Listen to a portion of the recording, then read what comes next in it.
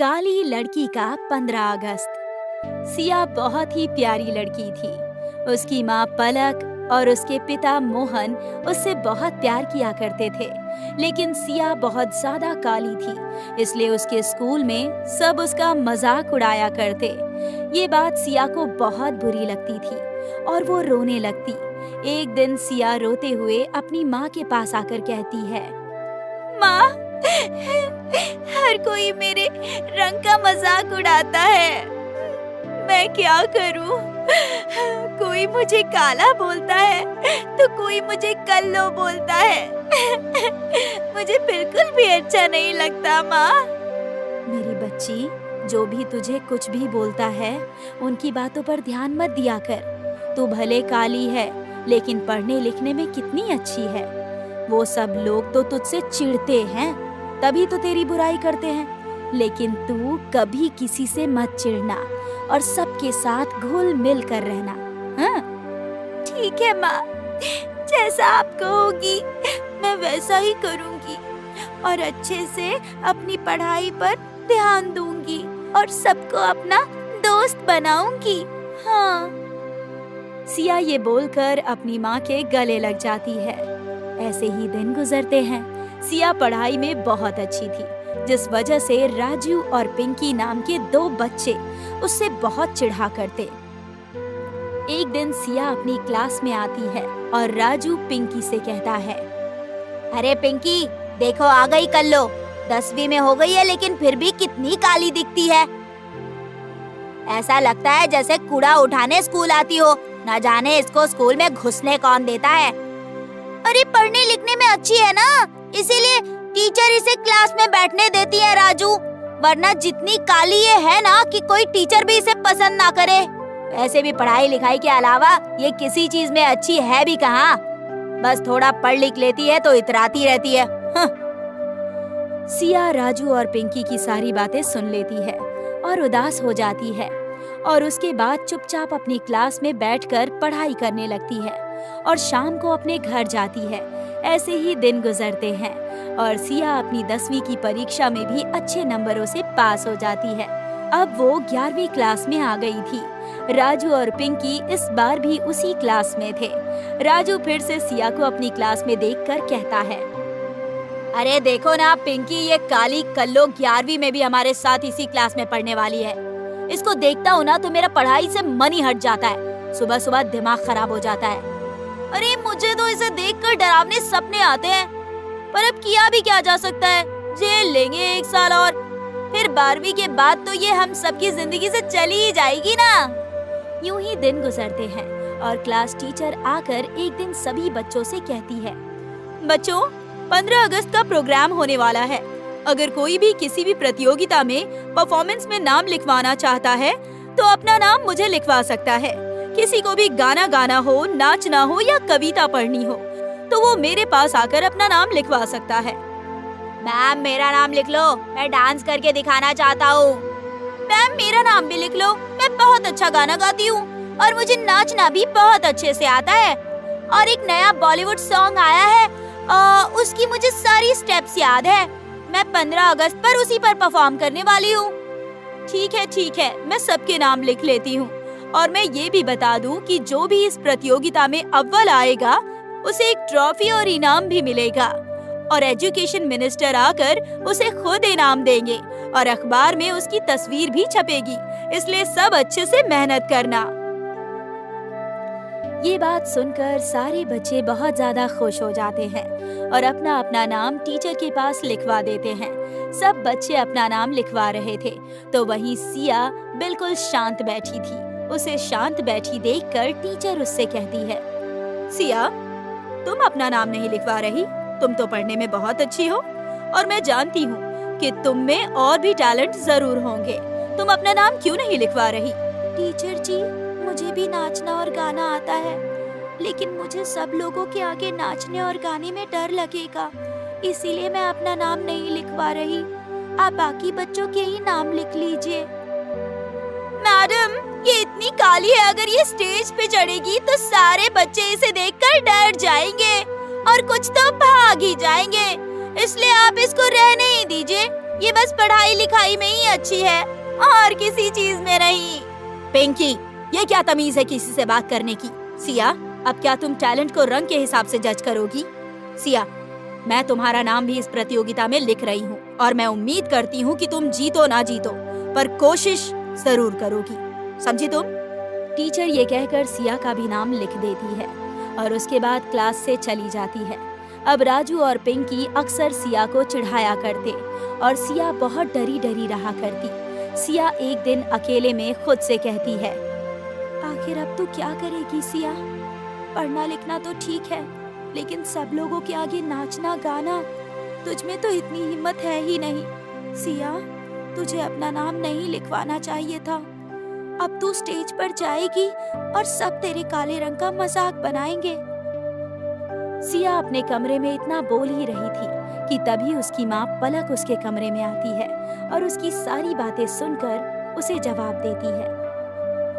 मेरी बच्ची, तुझे घबराने की कोई जरूरत नहीं है। मैं जानती हूँ कि तुझ में बहुत ज्यादा टैलेंट है और तू बहुत अच्छा परफॉर्म करेगी। भले ही तू जीते ना जीते, लेकिन इतनी मेहनत करना कि हारने पर भी अफसोस ना हो और किसी के ताने सुनने की कोई जरूरत नहीं है।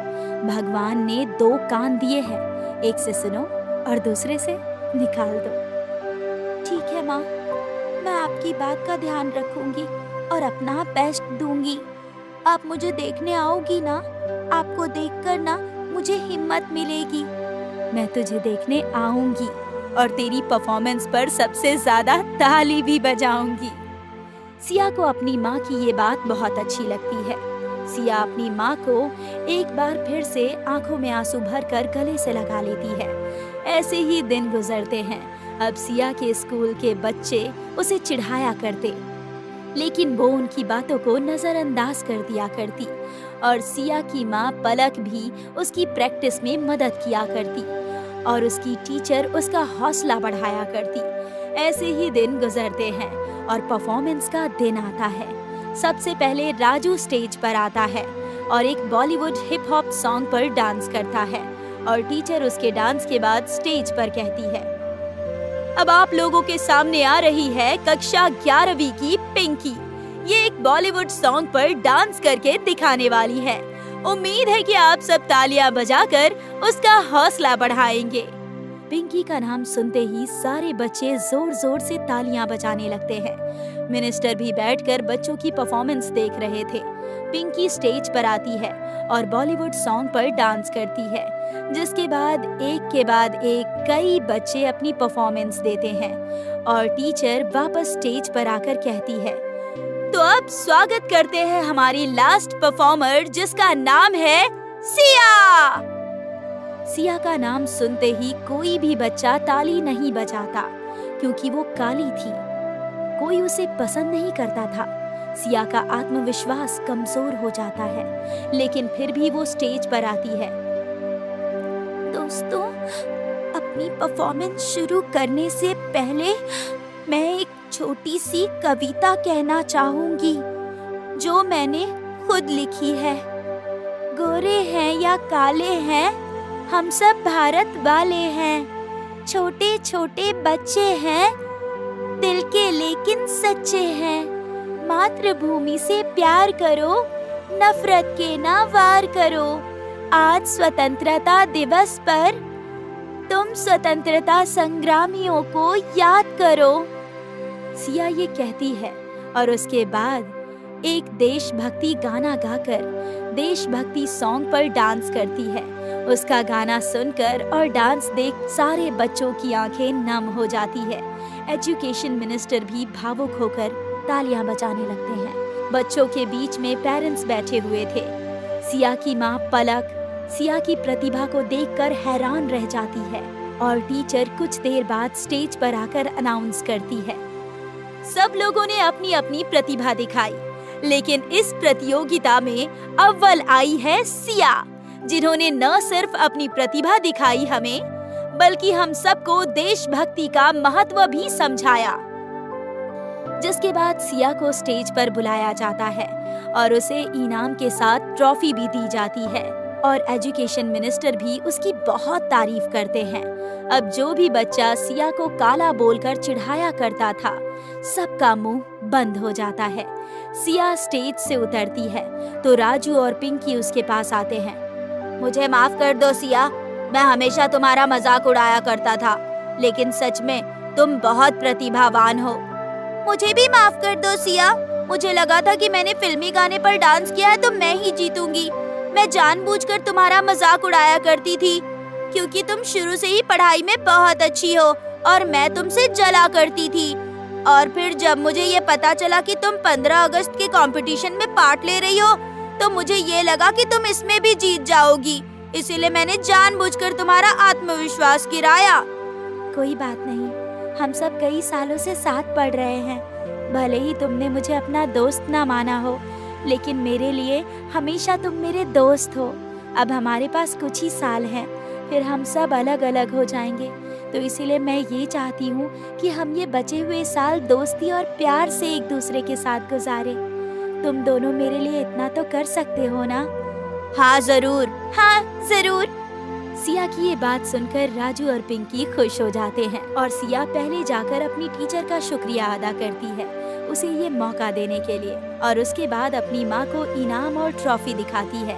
सिया की माँ को भी उस पर बहुत गर्व महसूस होता है और इस तरह एक काली लड़की का 15 अगस्त कई लोगों की सोच भी बदल देता है और लोगों के अंदर देशभक्ति के जज्बे को भी जगा देता है। इनके घर का सारा सामान बाहर निकाल कर फेंको। ये लोग इस घर में रहने लायक नहीं हैं। नहीं नहीं सेठ जी, थोड़ा और इंतजार कर लीजिए, हम आपकी पाई पाई चुका देंगे, लेकिन ऐसे हमारे सामान घर से बाहर ना फेंकिए। अगर आप हमें यहाँ से निकाल देंगे तो हम कहाँ जाएंगे? अरे तुम कहीं भी जाओ, जियो या मरो, मुझे उससे कोई मतलब नहीं। मुझे मेरे पैसे चाहिए। अगर पैसे नहीं दिए तो घर से बाहर ही जाओगे। अब जल्दी से ये सामान उठाओ और यहाँ से दफा हो जाओ।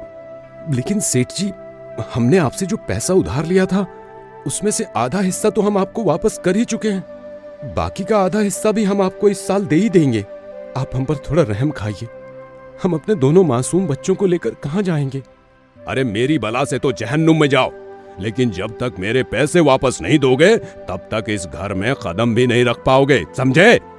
करीब 1 साल पहले रंजीत ने नया काम शुरू करने के लिए गांव के सेठ से कुछ पैसे उधार लिए थे, लेकिन रंजीत का काम सही से न चलने के कारण उसका सारा पैसा डूब गया और वो सेठ की पाई पाई चुकाने के लिए मजदूरी करने लगा। लेकिन अब गांव में मजदूरी का काम भी खत्म हो गया था। पैसे समय पर न दे पाने की वजह से सेठ ने उसके घर पर कब्जा कर लिया। अब रंजीत अपने बीवी बच्चों और पूरे सामान के साथ दूसरे गांव चला जाता है, जहां पर उसका एक जान पहचान का दोस्त रहता था। वो अपना घर उसे रहने के लिए किराए पर दे देता है। रंजीत कुछ दिनों तक काम की तलाश में लगा रहता है, लेकिन कहीं भी उसे मजदूरी का काम नहीं मिल पाता। थक हार कर रंजीत एक पेड़ के पास बैठ जाता है। उस पेड़ के पीछे एक बूढ़ी औरत ने पकौड़े की दुकान लगाई हुई थी। वो बूढ़ी औरत रंजीत को देखकर कहती है, क्या बात है बेटा, बड़े थके हुए लग रहे हो। शक्ल से लगता है कि इस गांव में नए नए हो। जी अम्मा, इस गांव में नया हूँ। 2 दिन से काम की तलाश कर रहा हूँ, लेकिन कहीं कामकाज मिलने को राजी ही नहीं है। अच्छा, अकेले आए हो या परिवार के साथ हो? जी अम्मा, मैं अपने पूरे परिवार के साथ आया हूँ। मेरे परिवार में मेरी एक बेटी और एक छोटा बेटा और मेरी पत्नी कमला है। पास में ही हमने मकान किराए पर लिया है, लेकिन घर तो ले लिया। अब उसका किराया देना और रोज का खाना पीना ये सब करना बहुत मुश्किल हो रहा है। बचे हुए पैसे भी अब खत्म हो गए हैं, इसीलिए कहीं काम ढूंढ रहा हूँ। बेटा परेशान मत हो, काम ढूंढते ढूंढते तुम्हें भूख लग गई होगी ना। ये लो, ये पकौड़े खा लो। ज्यादा अच्छे नहीं हैं, लेकिन इससे तुम्हारी भूख जरूर मिट जाएगी। लेकिन अम्मा, मेरे पास देने के लिए पैसे नहीं हैं। अरे तो पैसे किसने मांगे हैं? एक तरफ तू अम्मा भी कहता है और दूसरी तरफ पैसे देने की भी बात कहता है। भला माँ को कोई पैसे देता है क्या? मैं तो बेकार में ही डर रहा था कि इस नए गांव में लोगों से बातचीत कर पाऊंगा या नहीं, लेकिन आपने तो मेरी सारी परेशानी दूर कर दी। वैसे ये पकौड़े किस चीज के हैं? देखने में तो बड़े अच्छे लग रहे हैं। बेटा, ये ऐसे वैसे पकौड़े नहीं हैं, बांस के पकौड़े हैं। क्या सच में बांस के पकौड़े? लेकिन बांस के पकौड़े कैसे खाए जा सकते हैं? मैंने आज तक नहीं सुना कि बांस के भी पकौड़े होते हैं। बेटा, एक बार खाकर तो देखो, स्वाद आ जाएगा। उस बूढ़ी औरत की बात सुनकर रंजीत बांस के पकौड़े उठाकर खाने लगता है और पकौड़े खाकर उसे बहुत ही मजा आता है और वो खुशी से कहता है, अरे अम्मा, ये पकौड़े तो सच में बहुत स्वादिष्ट हैं। क्या आप मुझे बता सकती हैं आपने ये पकौड़े कैसे बनाए हैं? घर जाकर मैं अपनी पत्नी से कहूंगा बिल्कुल ऐसे ही बांस के पकौड़े बनाने के लिए। हाँ, क्यों नहीं बेटा, मैं तुम्हें इसकी पूरी विधि बताती हूँ कि ये बांस के पकौड़े कैसे बनते हैं। इतना कहकर बूढ़ी औरत रंजीत को बांस के पकौड़े बनाने की पूरी विधि बताती है। ये सब जानकर रंजीत वहाँ से अपने घर की ओर चला जाता है और अपनी पत्नी को इस बारे में बताता है। ये सुनकर कमला कहती है, अजी, मुझे तो लगता है कि काम ढूंढने के चक्कर में आपके दिमाग पर गर्मी छा गई है। भला बांस के पकौड़े भी कभी बनते होंगे? अरे कमला, तुम मेरी बात को मजाक में क्यों ले रही हो? मैं सच कह रहा हूँ। पास के एक पेड़ के नीचे एक बूढ़ी अम्मा ने पकौड़े की दुकान लगा रखी थी, तो मैं उनसे पकौड़े बनाने की विधि भी पूछ कर आया हूँ। तो एक बार तुम भी बनाकर देखो ना। पैसा धेला घर में कुछ नहीं है और यहाँ पर मियाँ जी की नई नई फरमाइशें हो रही हैं। अब बताओ, ये बांस के पकौड़े बनाने के लिए मैं बांस लाऊं कहाँ से? माँ, मुझे पता है ये बांस कहाँ पर मिलेंगे। मैंने देखा है पीछे की पहाड़ियों पर जो पेड़ है ना, वहाँ पर कुछ बांस के भी पेड़ लगे हुए हैं जो कि खाने के लायक होते हैं। मैंने किताबों में पढ़ा है कुछ बांस ऐसे भी होते हैं जिन्हें खाया जा सकता है। लो, अब बांस लाने की भी दिक्कत खत्म हो गई। बेटा, तुम जल्दी से जाकर वहाँ से कुछ बांस तोड़ लाओ और फिर हम आज बांस के पकौड़े खाएंगे। रंजीत की बेटी चिंकी पहाड़ी के पीछे वाले जंगल से कुछ बांस तोड़कर ले आती है।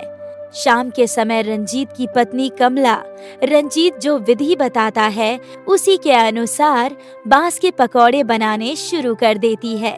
कुछ देर बाद पकौड़े बनकर तैयार हो जाते हैं और सभी बैठकर एक साथ वो पकौड़े खाते हैं। पकौड़े खाकर सभी को बहुत ही स्वाद आता है। अजी, आप तो सच कह रहे थे, ये बांस के पकौड़े तो सच में बड़े ही स्वादिष्ट हैं। तुमने सही कहा कमला, ये बिल्कुल वैसे ही बने हैं जैसे कि उन बूढ़ी अम्मा ने बनाए थे। रंजीत जी, मैं क्या कहती हूँ, क्यों ना हम भी इन बांस के पकौड़े का एक ठेला लगा लें। जैसे हमने पहली बार ये बांस के पकौड़े खाए तो हमें बहुत ज्यादा पसंद आए, वैसे ही और लोग भी इन बांस के पकौड़े के बारे में नहीं जानते होंगे और वो भी इसे खाकर बहुत खुश हो जाएंगे और ऐसे ही हमारी कमाई भी लगातार होती रहेगी और आपको कहीं काम ढूंढने की जरूरत भी नहीं पड़ेगी।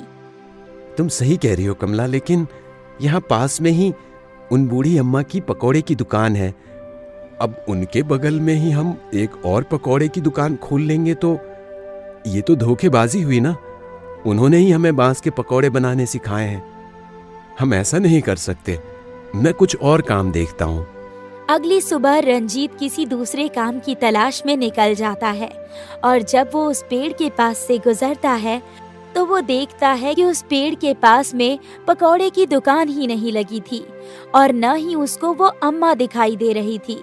रंजीत ये देखकर परेशान हो जाता है और आसपास वालों से बूढ़ी अम्मा के बारे में पूछता है। अरे भाई साहब, यहाँ पर एक बूढ़ी अम्मा पकौड़े की दुकान लगाया करती थी, आज वो नहीं आई है क्या? अले भाई, छपना देख ले हो क्या? यहाँ कब्ते पतोले की दुकान लगने लगी। सच में मैंने कल यहाँ पर बूढ़ी अम्मा को पकौड़े की दुकान लगाए हुए देखा था। वो बांस के पकौड़े बेच रही थी, लेकिन आज उन्होंने अपनी दुकान नहीं लगाई। अले भाई, लगता है तुम इस गांव में नए हो। आज तक इस पेड़ के नीचे मैंने किसी बूढ़ी अम्मा तो पतोले लदाते हुए नहीं देखा। ऐसा कैसे हो सकता है? मैंने तो खुद उनके हाथ से बने बांस के पकौड़े खाए हैं। रंजीत आसपास के सभी लोगों से उस बूढ़ी औरत के बारे में जानकारी लेता है, लेकिन किसी को भी उस बूढ़ी औरत के बारे में कुछ नहीं मालूम था। ये जानकर रंजीत बहुत हैरान हो जाता है और घर वापस आ जाता है। उसके बाद वो कमला को जाकर सब कुछ बताता है और कमला रंजीत से कहती है, अगर ऐसी ही बात है तो अब उस पेड़ के नीचे आप ही अपने पकौड़ी की दुकान क्यों नहीं खोल लेते हैं? आपको तो पता ही है ना कि हम कितने मजबूर हैं। हमें कैसे भी करके अपना घर छुड़ाना है और इस घर का भी तो किराया देना है ना, और ऊपर से जो रोज का खर्च है वो अलग। हाँ कमला, तुम सही कह रही हो। लगता है भगवान खुद हमारी मदद करने एक बूढ़ी अम्मा के रूप में आए थे, इसलिए उन्होंने हमें बांस के पकौड़े बनाने का रास्ता बताया है। चलो आज से ही काम पर लग जाते हैं। ठीक है पापा, तो मैं और सोनू जाकर पीछे पहाड़ियों से थोड़े और बांस ले आते हैं। रंजीत की बेटी चिंकी पहाड़ियों से कुछ और बांस भी तोड़ लाती है, जिसके बाद कमला कुछ हरी सब्जी और कुछ बांस की पकौड़ी बना देती है और उन सब को लेकर रंजीत उसी पेड़ के नीचे दुकान लगा लेता है और धीरे धीरे उसकी दुकान पर भीड़ लगने लगती है। लोगों को उसके पकौड़े इतने पसंद आते हैं कि दूर शहर तक उसके बांस के पकौड़ों के चर्चे होने लगते हैं और लोग बड़े बड़े शहर से उसके पकौड़े खाने आने लगते हैं। देखते ही देखते रंजीत के पास काफी पैसे आने लगते हैं। उसके बाद रंजीत सारा कर्जा भी चुका देता है। भगवान की कृपा से अब हमारा काम अच्छा चलने लगा है और अब हमने सारा कर्ज भी चुका दिया है और हमारे पास कुछ पैसे भी इकट्ठा हो गए हैं, तो क्यों ना हम इन पैसों से अपना एक नया घर खरीद लें? हाँ कमला, तुम सही कहती हो।